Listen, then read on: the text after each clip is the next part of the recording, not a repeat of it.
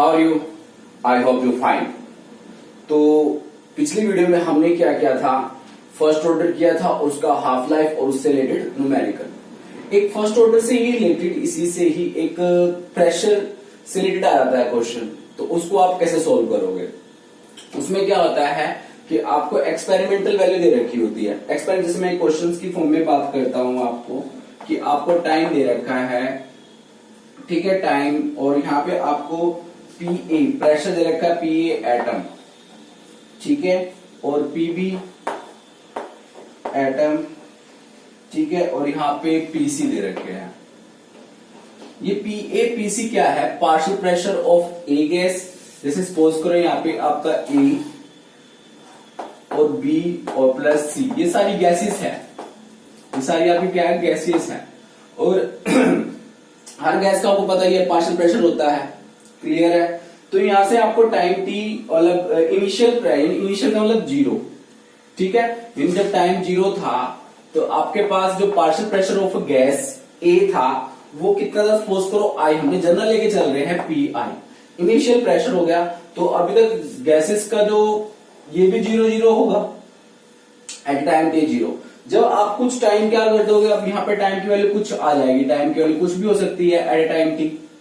तो यहां से आपका कुछ गैसेस का जो प्रेशर है वो क्या हो जाएगा, डिक्रीज हो जाएगा। कितना डिक्रीज हो गया वो हमने एक्स की टर्म में राइट डाउन कर लिया। तो यहां पर पार्शियल प्रेशर ऑफ कितना रह गया, पी आई माइनस एक्स। यहां तक बताइए, क्लियर हुआ। इसके बाद क्या किया हमने, कहते हैं कि टोटल प्रेशर कितना था at a time t, at a time t. आपको पता है कि हर गैस का अपने क्या होता है, एक पार्शियल प्रेशर होता है, तो उन तीनों को कंबाइन कर देंगे। टोटल प्रेशर के लिए हम क्या लिख रहे हैं, पीटी लिख रहे हैं। जो पीटी लिखोगे तो यहाँ पे क्या आएगा, पी माइनस एक्स प्लस में एक्स प्लस में एक्स। तो एक्स से एक्स कैंसिल हो जाएगा, ठीक है। तो पीटी कितना रह गया यहाँ पे आपके पास, पी माइनस एक्स रह जाएगा, पी प्लस एक्स।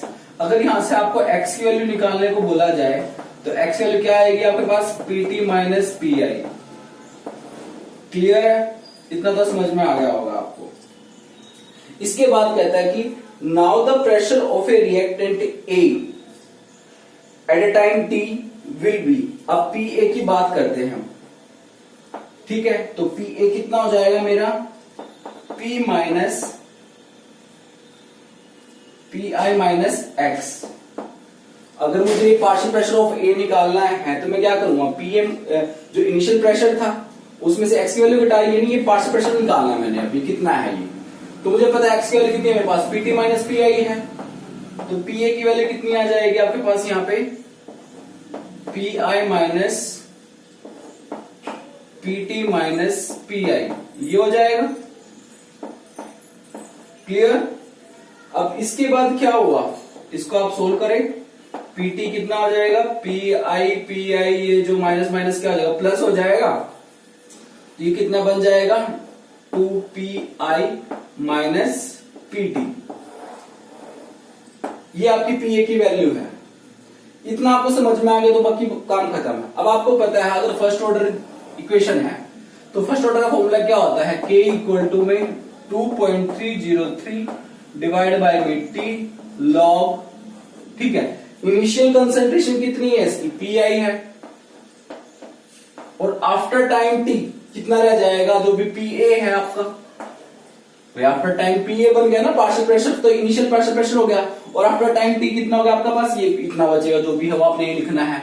तो के कितना हो गया, क्योंकि आपने तो ये लिखना था ना, ए माइनस एक्स, ए माइनस एक्स। तो ए माइनस एक्स क्या आपका, पी माइनस एक्स है। तो पी माइनस एक्स कितना वो हम लिख रहे हैं, बता रहे हैं कितना है, ठीक है। वो किसके इक्विवेलेंट है आपका, पी ए के इक्विवेलेंट है। तो 2.303 डिवाइड बाय में T log P I upon में 2pI माइनस पी टी। अब यहाँ पे पी आई क्या है, इनिशियल प्रेशर दे रखा हो, और पीटी क्या है, टोटल प्रेशर दे रखा है। इससे रिलेटेड अगर आपको क्वेश्चन दे रखा हो तो समझ में आया नहीं आया। मैंने देखो अब क्या था, मेरे पास ए गैस, बी और ये सी मेरे प्रोडक्ट बन रहे थे, मतलब ए रिएक्टेंट से, ठीक है। तो at a time t zero जब देखा कि भाई इनिशियल प्रेशर कितना है इसका पीए का, तो मैंने पी आई लिख लिया, तो अभी तो कुछ प्रेशर मेरा डिक्रीज नहीं हुआ एट टाइम टी पे, पर आफ्टर टाइम टी के बाद कुछ प्रेशर मेरा क्या हो गया, डिक्रीज हो गया, यानी वो रिएक्ट करेगा, रिएक्ट कर रहा है ना, तो अब वो कितना रहेगा, पी आई माइनस एक्स। तो मैं देखूंगा कि एक्स है क्या, मैं एक्स की वैल्यू फाइंड आउट कर रहा हूं। अब मैंने क्या किया, टोटल प्रेशर, इसका टोटल प्रेशर निकाल लिया। टोटल प्रेशर किसके इक्विवेलेंट है, पीटी के इक्विवेलेंट है, ठीक है, वो आपको गिवन भी हो सकता है, P I minus x plus x plus x. तो यहां से आपने एक्स एक्स काट, पी आई प्लस एक्स बच गया। अब पीटी क्या हो जाएगा, तो पीटी का निकालोगे आप, पीटी माइनस पी आई, पीटी क्या टोटल प्रेशर है, पी आई क्या आपका इनिशियल प्रेशर है। यहां से आपको ये एक्स निकालना होगा, एक्स कितना अमाउंट में आपका रिड्यूस हो रहा है, क्लियर है, क्योंकि हमारा फॉर्मूला क्या होता है, ए अपॉन में ए माइनस एक्स होता है, ए अपॉन में ए माइनस एक्स होता है, और ए क्या होता है आपकी इनिशियल कंसंट्रेशन होता है, और ए माइनस एक्स कितना आपका रिमेनिंग रह गया। तो रिमेनिंग में हमारा किसके इक्विवेलेंट है, वो ए के इक्विवेलेंट है, ये तो हमारी इनिशियल कंसंट्रेशन होगी ना, ए नोट, जैसे ये ए नोट है, तो ये ए निकालना पड़ेगा हमें, और ए किसके इक्विवेलेंट है, ए माइनस एक्स का, ए क्या आपकी इनिशियल कंसंट्रेशन है। तो हमने क्या किया, पी ए हमें पता है, पी ए कैसे निकाल, पी ए माइनस एक्स। अब हमारे पास एक्स की वैल्यू हमारे पास ये आ गई, पीटी माइनस पी आई हो गया। तो अब हमने क्या किया, पी ए की वैल्यू क्या निकाला, 2pi माइनस पीटी, और हमारा फॉर्मूला बन गया ये वाला। अब इससे रिलेटेड मैं एक आधा न्यूमेरिकल करा देता हूं आपको, ठीक है, ताकि आपको क्लियर हो जाए।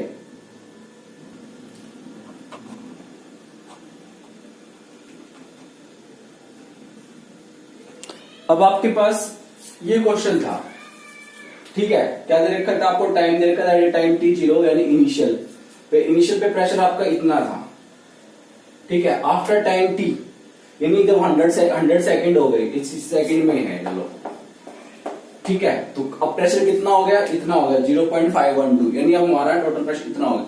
तो अब कैसे करेंगे इसको हम, तो आपको पता क्या है कि यस,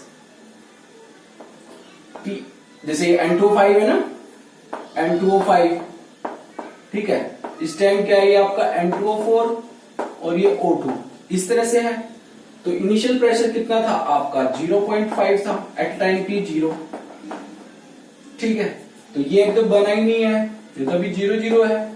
और जैसे ही क्या हुआ, आफ्टर टाइम t हुआ, कितना हुआ, 100 सेकेंड हुआ, 100 सेकेंड, तो ये कितना हो गया 0. ये x पार्ट आपका रिड्यूस हो गया, ये कितना रह गया यहाँ पे 0.5 minus x. At a time t आपको कितना दे रखा था प्रेशर, कितना दे रखा था, तो पहले तो यहाँ टोटल प्रेशर निकाल लो आप, जो टोटल प्रेशर आपका कितना आ रहा है 0.5 माइनस एक्स प्लस एक्स, तो ये तो कट जाएगा, तो और पी टोटल कितना रखा आपको 0.512 दे रखा है यहाँ पे, और यहाँ पे क्या 0.5 प्लस में एक्स दे रखा। तो यहां से आप क्या करोगे, एक्स की वैल्यू फाइंड आउट कर लोगे, यस, आपने यहां से क्या करी, एक्स की वैल्यू फाइंड आउट कर ली। तो एक्स की वैल्यू कितनी आई आपके यहाँ पे 0.512 माइनस कितना आ गया आपका ये 0.5, ठीक है, तो कितना बच गया 0.012, यानी ये आपका एक्स पार्ट इतना रिड्यूस हुआ है, कितना रिड्यूस हुआ है, इतना रिड्यूस हुआ है। तो आफ्टर टाइम टी कितना होगा, तो आफ्टर टाइम टी निकाल, अब हमने हमारे पास एक्स आ गया, अब हमने पी ए निकालना है, जो पी ए आपका N2O5 की कंसंट्रेशन निकालनी है at a time t, N2O5 की concentration at a time t. तो अब इनिशियल प्रेशर कितना है आपका, इनिशियल प्रेशर पी आई, ठीक है, और उसको हम क्या माइनस एक्स करते थे, यानी पी आई माइनस जितना भी एक्स की वैल्यू, और एक्स की वैल्यू जो ये आती थी वो हम ये पुट करते थे यहाँ पे, और पी आई कितना देखा इनिशियल आपको 0.5 माइनस एक्स कितनी वैल्यू करेंगे हम 0.012। तो यहां से अब आपका ये एट जो रिड्यूस हो गया आएगा, कितना आएगा 0.5 माइनस कितना कर रहे हैं हम 0.012, कितना आ गया 8 कितना आ गया आपके पास 0.488। ये किसकी वैल्यू आई है आपकी, ये आपकी आई है आफ्टर टाइम टी की वैल्यू आई है, ठीक है, हमने पूरा सोल्व कर लिया। यहाँ पे जो 2p, उसमें क्या बनना था आपको अगर याद हो, तो वहां पर था आपका 2p टोटल, इस तरह से बनता था ना, sorry 2pi minus p total, इस तरह से जितना भी था, जो भी आपका फॉर्मूला था उसकी हेल्प से वो कर रहे थे हम। अब हमने कुछ नहीं करना, अब हमने सिर्फ फॉर्मूला लगाना है k इक्वल टू 2.303, कितना टाइम कितने में निकालना, एट 100 सेकेंड में निकालना है, ठीक है, लॉग इनिशियल कंसंट्रेशन कितनी है आपकी 0.5, और आफ्टर टाइम टी कितना रह गया 0.4, 0.88। इसको सोल्व करो, आपका आंसर आ जाएगा, रेट कांस्टेंट 4 आ जाएगा इस पे। Clear? Calculate the rate constant, ये क्वेश्चन था। एक क्वेश्चन और देख लेते हैं हम इसी से रिलेटेड कि किस तरह का पेपर में एनसीईआरटी क्वेश्चंस में आया हुआ। अब आपके पास एक क्वेश्चन दे रखा है, ठीक है, एजो आइसोप्रोपेन से आपका हेक्सेन कन्वर्ट हो रहा था, ठीक है, गैसेस भी, ठीक है, और सबके आपको पार्शियल प्रेशर्स दे रखे हैं। कहते हैं कि at a time t 0 second पे देखा गया तो इनिशियल प्रेशर उसका इतना था, किसका? इस कंपाउंड का। जैसे ही टाइम इतना कंज्यूम हुआ, प्रेशर इतना हो गया, एट ए टाइम और गया तो प्रेशर इतना हो गया। अब प्रेशर धीरे धीरे क्या कर रहा है? बढ़ रहा है, ठीक है। जैसे भी है वो देखते हैं, तो हमने निकालना, कैलकुलेट द रेट कांस्टेंट निकालना है। सिंपल सा क्वेश्चन वही है। अगर हम, ये हमारा क्या है, at a time t, at a time t क्या था आपका? 0 था, तो इनिशियल कंसंट्रेशन कितनी थी आपकी? 35 mm, ठीक है। अभी तक तो कुछ बना, अब तक तो कुछ प्रेशर रिड्यूस नहीं हुआ, ठीक है। आफ्टर टाइम टी कितना प्रेशर रिड्यूस हो गया, ठीक है, तो यहां कितना रह गया? 35 माइनस एक्स, ठीक है। तो ये एट टोटल प्रेशर कितना हो गया? टोटल प्रेशर निकाल लो, तो क्या आ जाएगा? 35 प्लस एक्स आ जाएगा। जब आप इन दोनों को सबको कंबाइन करोगे इतना आ जाएगा। अब आपको एट इतने टाइम पे, 360 सेकंड पे कितना प्रेशर दे रखा? 54 दे रखा, यानी ये टोटल प्रेशर इसके टाइम पे इतना है 54, 35 प्लस एक्स है, तो एक्स की वैल्यू क्या आ जाएगी आपकी? 54 माइनस 35, 19 आ जाएगा। इतना 19 mm हो गया। अब आपको क्या निकालना है भाई? आपको वो कितना रह गया आपका? पीए, वो कैसे निकाल देते हैं आप? पीए माइनस एक्स था। अब इनिशियल प्रेशर कितना आपके पास? 35 है। कितना पार्ट एक्स के लिए कितनी है आपकी? 19 आई है। कितना रह गया? 26,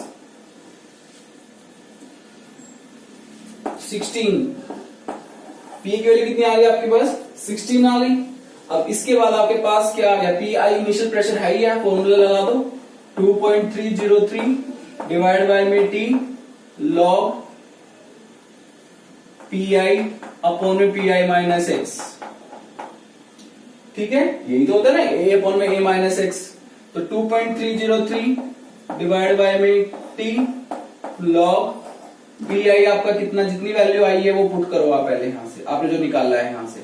पी आई कितना आपका? 35 है, और कितना सोल्व करके आया आपका? ये 16 है। इसको सोल्व करोगे एट ए रेट कांस्टेंट आप 360 सेकंड पे फाइंड आउट कर लोगे। इसके बाद आपने 720 पे निकालना है रेट कांस्टेंट। उसमें क्या करोगे? प्री टोटल कितना रखोगे आप? 63, यानी यहाँ पे कितना रखोगे आप? 63 रखोगे। फिर आप एक्स की वैल्यू निकाल लोगे, 63 माइनस 35 करोगे, कितना आ जाएगा? 28 आ जाएगा, ठीक है। तो यहाँ पे आपका इनिशियल इतना हो जाएगा और कितना आ जाएगा? 28 आ जाएगा। इस तरह से आप क्या निकाल सकते हो? रेट कांस्टेंट निकाल सकते हो अगर आपको प्रेशर दे रखा है। ये आपका एनसीईआरटी का क्वेश्चन था, ठीक है, इस तरह से। Okay, yes. अब हम देखते हैं इससे आगे। तो हम ऑर्डर ऑफ रिएक्शन देख देते हैं। हम डिफरेंट मेथड से order of reaction find out करना सीखा हमने।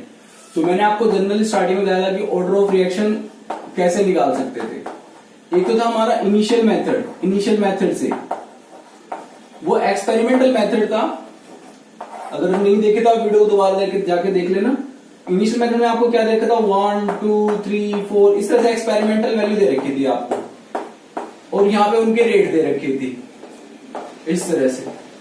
फिर मैंने क्या किया था, उनको कहा था कि भाई देख लेना, कोई 1 और 2 को देख लेना है, और 1 और 2 में अगर एक ही कॉन्सेप्ट, जैसे मान ये x है, ये x है, दूसरी ये y और ये 2y, और यहाँ पे आपका 1 और ये 2, तो आप देख रहे हो कि इसको हमने कांस्टेंट माना कि और कंसंट्रेशन ऑफ y आपकी डबल हो रही है, तो रेट ऑफ रिएक्शन भी डबल हो रही है, इसका मतलब इस पे डिपेंड कर रहा है।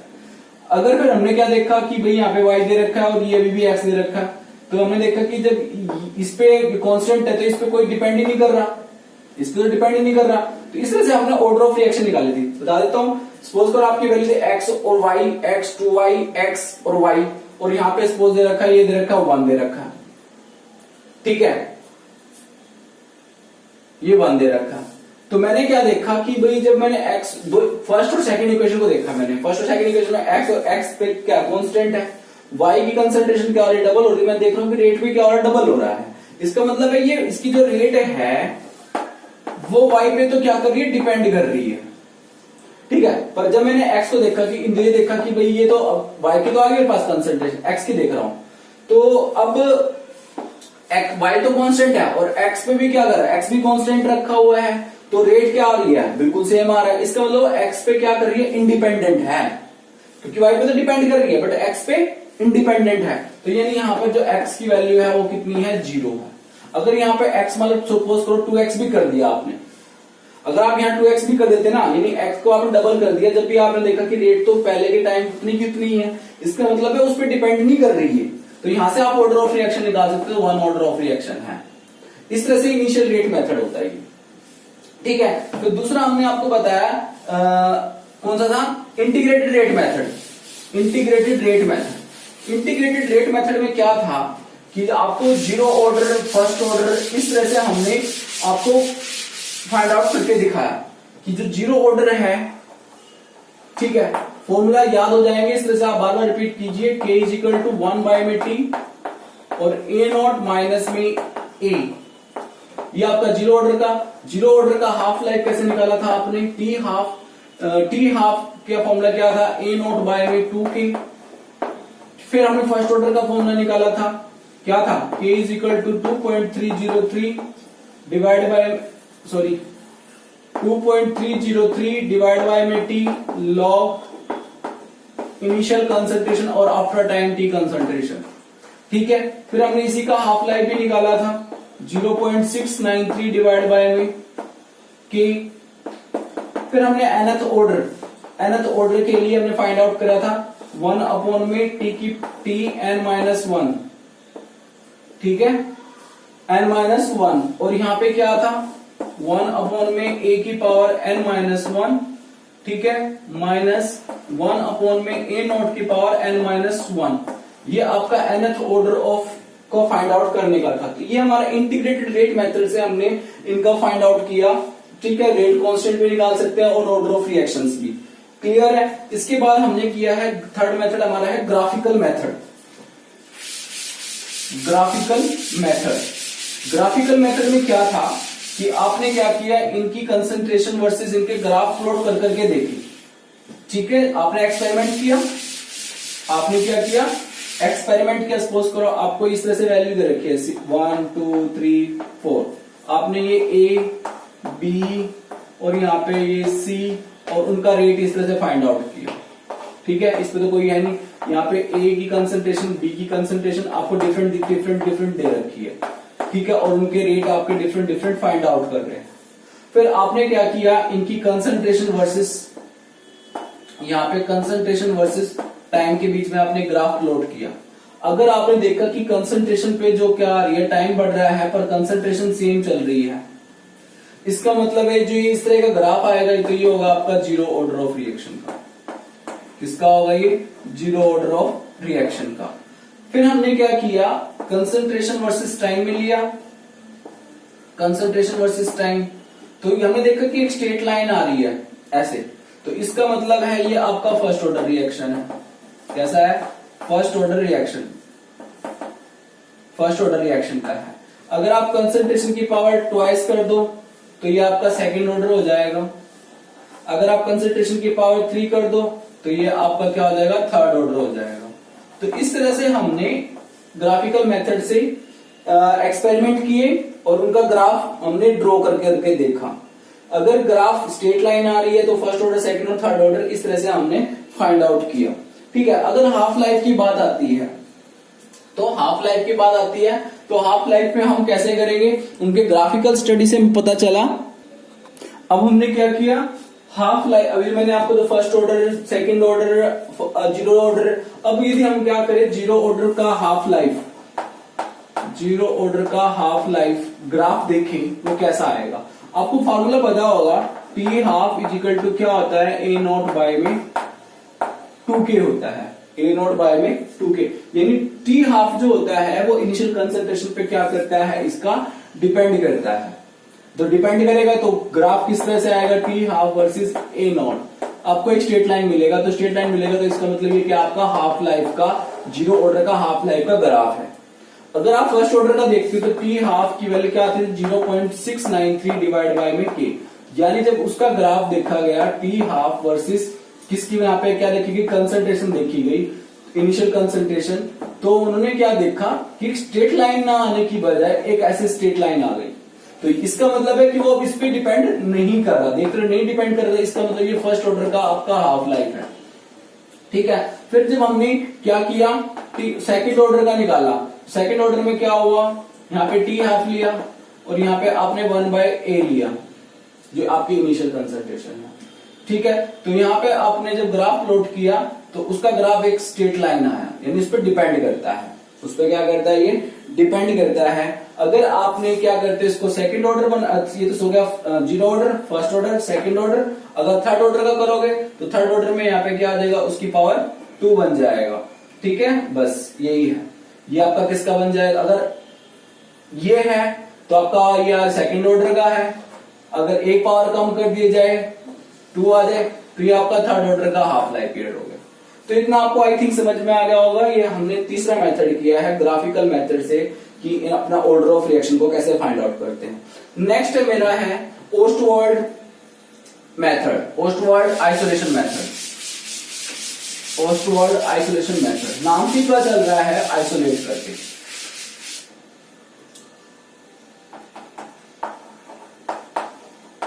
ओस्टवर्ड आइसोलेशन मेथड, इसमें क्या है, आपको ये ए प्लस बी प्लस सी आपको डी बना रहा है, मतलब अगर उसके अंदर काफी सारे आपके क्या है रिएक्टेंट हैं, फिर आप कैसे फाइंड आउट कर सकते हो कि भाई वो उसका ऑर्डर ऑफ रिएक्शन क्या होगा। ठीक है, तो हम क्या करेंगे, इसकी रेट ऑफ रिएक्शन लिखते हैं, इसका रेट क्या बनेगा, के ए बी और ये सी, ये बनेगा रेट। ठीक है, अब मैंने क्या किया, यहां पर सपोज करो ये तो इनकी ये थी, अब मैंने क्या किया, एक को आइसोलेट करने के लिए मैंने इनकी कंसंट्रेशन को बढ़ा दिया। जैसे सपोज करो इनकी कंसंट्रेशन थी 0.1 थी, ठीक है, इसकी कंसंट्रेशन कितनी थी आपकी 0.001, ठीक है, और इनकी कंसंट्रेशन पहले 0.001 थी, इस तरह से थी। अब मैंने कंसंट्रेशन को बढ़ा दिया, बढ़ाने का मतलब कितना कर दी, बहुत ज्यादा कर दी, जैसे 0.2 कर दी, इसकी भी 0.2 कर दी। तो यानी अब इनकी कंसंट्रेशन पर रेट ऑफ रिएक्शन पे अगर थोड़ा सा भी स्मॉल चेंज कर रहा हूं या कुछ चेंज कर रहा हूं तो अब इनकी कंसंट्रेशन पे डिपेंड नहीं कर रहा, वो सिर्फ किसी कंसंट्रेशन पे डिपेंड करेगा, एक ही। यानी अब ये तो बिल्कुल ही क्या आ रहे हैं, कांस्टेंट आ रहे हैं, तो ये कांस्टेंट और ये भी कांस्टेंट है, तो आपकी जो रेट ऑफ रिएक्शन है, ठीक है, तो इसको आप ऐसे लिख सकते हो क्योंकि अब ये भी कांस्टेंट है और ये किस पे डिपेंड करेगा, सिर्फ वो ए पे। तो आप यहाँ पे देख सकते हो कि ए का जितनी भी ऑर्डर, अब आप इसको डबल करो, यहाँ पे ट्रिपल करो, तो आपको पता चल जाएगा कि भाई रेट ऑफ रिएक्शन पे क्या इफेक्ट पड़ रहा है। तो यहाँ से आप इस तरह से क्या कर सकते हो, ऑर्डर ऑफ रिएक्शन निकाल। सपोज करो आपने 1 आ गया, जब आपने फिर अब आपने क्या किया, स्टार्टिंग में सभी कंसंट्रेशन लो थी, ठीक है, पर फाइंड आउट नहीं कर पा रहे थे कि भाई ऑर्डर ऑफ रिएक्शन ए का विद रिस्पेक्ट क्या है, विद रिस्पेक्ट बी क्या है, विद रिस्पेक्ट सी क्या है, फाइंड आउट नहीं कर रहे थे। जब इनकी कंसंट्रेशन सबकी क्या थी, बहुत कम थी, ये सपोज करो ये 0.02 था, ये 0.03 था, इस तरह से सबकी कंसंट्रेशन, तो मैं फाइंड आउट नहीं कर पा रहा था। तो मैंने क्या कर दिया, अब मैंने बी और सी की कंसंट्रेशन को बहुत ज्यादा बढ़ा दिया, 0.2 देखो 0.2 तक कर दिया। तो अब वो मैंने देखा कि जो रेट है वो सिर्फ ए पे ही डिपेंड कर रहा है। जब हल्का सा आपने चेंज किया, इसको डबल किया, डबल करने पर क्या हो जाएगा, ये 2 हो जाएगा, 2 टाइम्स हो जाएगी कंसंट्रेशन। तो 2 टाइम्स होने पर देखा कि रेट भी क्या कर रही है, 2 टाइम्स बढ़ रही है। इसका मतलब है कि वो इस पे डिपेंड कर रही है। अगर मैंने डबल करने पर वो 4 टाइम्स बढ़ जाती, इसका मतलब वो यहाँ पे ट्वाइस था, इससे ये बात समझ आता। अगर डबल करने पर वो 9 टाइम्स आती, डबल करने पर वो 9 टाइम्स आती, इसका मतलब वो यहाँ पे क्या है आपका 3 टाइम्स है, या जो भी है आपकी कंसंट्रेशन है वो 3 है, ठीक है। अगर मान के डबल करा आपने, डबल करने पर क्या आ रही है 8 टाइम्स, सॉरी डबल करने पर आपकी क्या आ रही है 8 टाइम्स, इसका मतलब है कि ये 3 है यहाँ पे, तभी तो 8 टाइम्स आएगी। अगर यहाँ पे डबल करने पर आपका मतलब डबल करने पर क्या आ रहा है 4 टाइम्स आती, डबल करने पर क्या आती 4 टाइम्स आती, इसका मतलब है यहाँ पे 2 है। अगर डबल करने पर क्या आती आपकी रेट ऑफ रिएक्शन भी क्या हो जाती है, डबल हो जाती है। इसका मतलब यहाँ पे क्या है, 1 है। इस तरह से हम क्या कर सकते थे, इनकी विद रिस्पेक्ट हमने क्या किया, फाइंड आउट किया। तो मैंने देखा कि भाई डबल करने पर जो रेट ऑफ रिएक्शन है वो भी क्या हो रही है, डबल हो रही है। तो मुझे पता चल गया कि order of reaction with respect A है। अब से मैंने क्या किया, बी के लिए निकाला। अब बी के लिए निकाला तो मैंने क्या किया, ए और सी की कंसंट्रेशन को क्या कर दिया, हाई कर दिया। ए और सी कंसंट्रेशन को क्या कर दिया, हाई कर दिया। हाई करने पर ये क्या हो जाएगा, अगर थोड़ा सा भी स्मॉल चेंज करोगे तो उसमें कंसंट्रेशन पे कोई इफेक्ट नहीं पड़ रहा, ठीक है। यानी कि कांस्टेंट हो गए। अब किस पे डिपेंड करेगा, सिर्फ बी पे डिपेंड करेगा। तो मैंने क्या किया, अब बी की कंसंट्रेशन को क्या कर दिया, डबल करा। और डबल करने से कितना आ गया, वो 8 टाइम्स इंक्रीज कर गई। कितनी कर गई, 8 टाइम इंक्रीज कर गई। इसका मतलब है कि यहां पर बी की जो है वो 3 है। अगर आप इसकी सपोज करो डबल करोगे, सपोज करो डबल कर दिया, डबल करने से कितना होगा, 2 की पावर 3 कितना होता है, 8 होता है ना। तो यानी 8 टाइम्स अफेक्ट कर रही है रेट ऑफ रिएक्शन को। इसका मतलब यहाँ पे विद रिस्पेक्ट बी कितना होना चाहिए, 3 हो, जब तक 8 टाइम्स आएगा। तो इसका मतलब है विद रिस्पेक्ट बी आपका ऑर्डर ऑफ रिएक्शन कितना आ रहा है, 3 आ रहा है। सेम मैंने सी को देखा। अब सी को मैंने आइसोलेट करने के लिए ए और बी को क्या कर दिया, ए और बी कंसंट्रेशन क्या कर दिया, इंक्रीज कर दिया। इंक्रीज करने से फिर मेरा क्या हो गया, ये कांस्टेंट हो जाएंगे। और फिर मैंने देखा कि सी की कंसंट्रेशन पे क्या इफेक्ट पड़ रहा है, वो एक्सपेरिमेंटली है जस्ट। मैंने देखा कि सी की कंसंट्रेशन डबल करने पर, ठीक है, जो मेरी रेट ऑफ रिएक्शन है वो भी क्या हो रही है, डबल हो रही है। इसका मतलब इस पे डिपेंड कर रहा है। तो फिर मैंने इन तीनों के रिस्पेक्ट ऑर्डर ऑफ रिएक्शन निकाला, ए प्लस बी प्लस सी। तो कितना हो गया, 3 4 1 5, यानी मेरा ऑर्डर ऑफ रिएक्शन कितना आया, 5 आया जनरल। ये ओस्टवार्ड आइसोलेशन मेथड है, क्लियर है। तो ये ओस्टवार्ड आइसोलेशन मेथड आपको क्लियर हो गया होगा। इसके बाद हम करते हैं मोलिकुलरिटी ऑफ रिएक्शन से रिलेटेड स्टार्ट करता हूं मैं। मोलिकुलरिटी ऑफ रिएक्शन क्या थी कि उसके अंदर हम देखते थे कि नंबर ऑफ रिएक्टिंग स्पीसीज कितने हैं। मोलिकुलरिटी ऑफ रिएक्शन में हम क्या करते थे, नंबर ऑफ रिएक्टिंग स्पीसीज कितने हैं, कितने आपस में कोलाइड कर रहे हैं। तो वो जनरली एलिमेंट्री रिएक्शन जो होती है उनका जो रेट होता है वो कोफिशिएंट पे डिपेंड करता है। कैसे, सपोज करो ये आपकी 2a plus B give rise to C. अगर ये आपकी एलिमेंट्री रिएक्शन है, एलिमेंट्री रिएक्शन क्या होती है, जो एक सिंगल स्टेप में प्रोसीड होती है, सिंगल स्टेप में प्रोसीड हो रही है।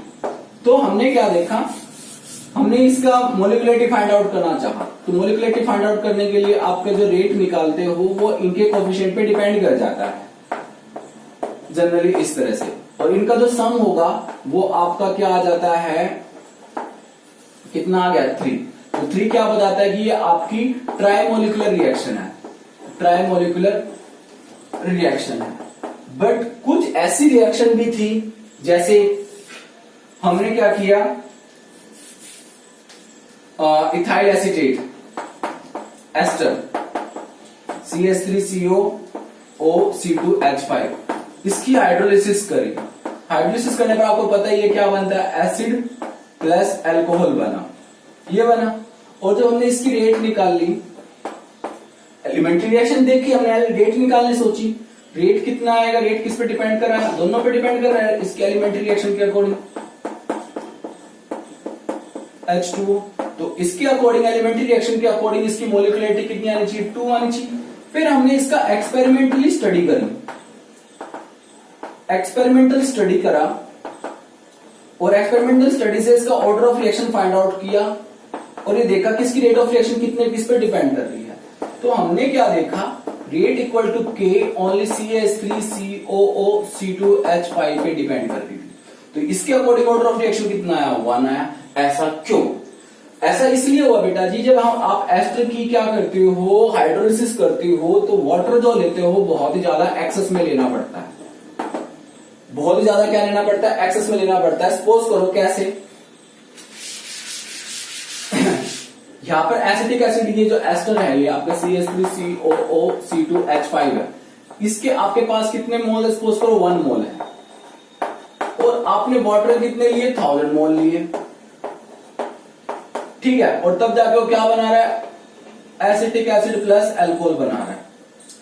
तो जब आप 1 मोल लोगे तो इसके तो सिर्फ कितने से रिएक्ट करेगा, वो 1 मोल से रिएक्ट करेगा, ठीक है। तो बाकी तो ये बिल्कुल बहुत ही ज्यादा बड़ा है।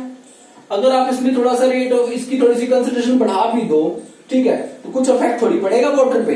तो जनरली हमने क्या मान लिया, जो वाटर है वो कांस्टेंट हो गया, ठीक है। तो यहाँ पर ये जो हमारा के नियर रेट आ गया, ठीक है। तो अब वो किस पर डिपेंड कर रहा है, ओनली रेट ऑफ रिएक्शन जो देखी गई वो किस पर डिपेंड कर रही है, ओनली एस्टर पे डिपेंड कर रही है, इसलिए इसका ऑर्डर ऑफ रिएक्शन कितना है 1। तो इस टाइप की ऐसी रिएक्शन जो देखने में तो लगती है कैसी, भाई फर्स्ट ऑर्डर है या सेकंड ऑर्डर है या वो है, बट जब हमने क्या करते हैं कि एक्सपेरिमेंटल स्टडी करते हैं तो वो रिएक्शन और कुछ दिखाई देती है। That reaction is a pseudo first order, pseudo first order reaction. Clear. तो सूडो फर्स्ट ऑर्डर रिएक्शन की क्या डेफिनेशन है, that reaction which are not truly first order reaction, which are not truly first order reaction but under some certain condition the reaction become first order. जैसे कि मैंने यहाँ पे water क्या लिखा है, यहाँ पे एक्सेस में था, इस वजह से जो रिएक्शन आई है मेरी वो क्या आई है, फर्स्ट ऑर्डर आई है। The reaction which are not truly first order reaction but under some certain condition the reaction become क्या हो जाती है, फर्स्ट ऑर्डर रिएक्शन हो जाती है। तो इथाइल एस्टर जो होता है उसके अगर आप हाइड्रोलिसिस करते हो वो सूडो फर्स्ट ऑर्डर का ही एग्जांपल आता है। डन। अगर हम एक और लिया हमने inversion of cane sugar, example है सूडो फर्स्ट ऑर्डर का।